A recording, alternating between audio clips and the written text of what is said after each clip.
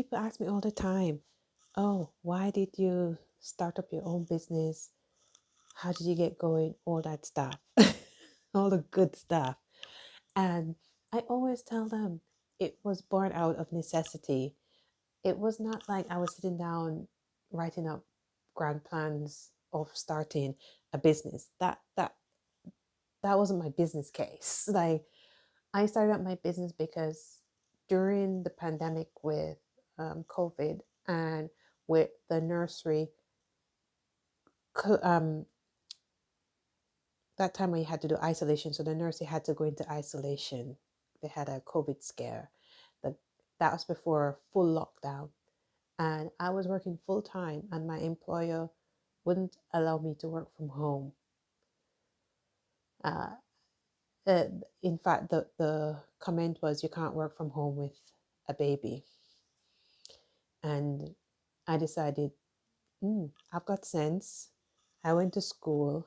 I'm qualified. I can very well go and find somebody to, who would pay me to give them some legal advice because I'm trained as a lawyer. I thought to myself, what it is that I have right now within my possession that I can sell. Because the fact of the matter is that you have to sell in order to make money. You sell goods, you sell services. And what I had was a service to sell as a legal professional, being qualified as a solicitor. I thought to myself, I can sell my services. Somebody must be out there. Someone is out there who wants my services, and I can sell it to them from the comfort of my home without having to ask someone permission to stay home with my child. And that was my motivation for going, stepping out and just taking a chance on myself. And it's been what now, 3-4 years that I'm doing this. When I started, I thought I would get one contract and that would be it. I thought, I get one client, I get one contract. And I was constantly in fear mode that the tap is going to turn off. That's what I just believe. I had that paradigm about me. I was just constantly in fear the tap is going to turn off. This is just a fluke. And one day I'm going to wake up and I'm going to realize that all this was a dream and the tap is going to turn off. But the tap never turned off. And this is for, I don't know, someone out there who, the Patricia of a couple of years ago, where you are at a crossroads. You are at a point in your life and in your career where you realize that I just got to take charge. I've got to take charge of my life. I've got to take charge of creating the life that I want for myself without these rules and limitations that people place on us. And if you're in that spot, just know, take a chance on yourself. As I said repeatedly to people, I never just decided I was going to leave and jump the next day. That's not what I did. I made a little plan. It wasn't a clear plan. I had a plan in my head that I was going to leave by a certain date. And the most powerful thing that I did was I wrote down the date. I didn't know how it was going to happen. I had no clue. But I wrote down the date. And I kid you not, on that date, my employment ceased with that organization, which is miraculous in itself because it meant that I didn't need to give them the notice period that they required under the contract that I had with them, my employment contract.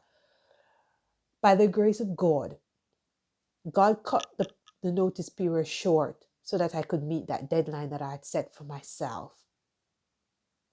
And if you're in that spot right now, just know it's going to work out. The tap never turned off. You know why? The tap is not controlled by any human being out here in these streets. The tap is controlled by God, by a higher being. And no one can turn off the tap when God turns on that tap. Okay, so just stand steadfast and know that it is going to work out for you. Absolutely. I know 100%.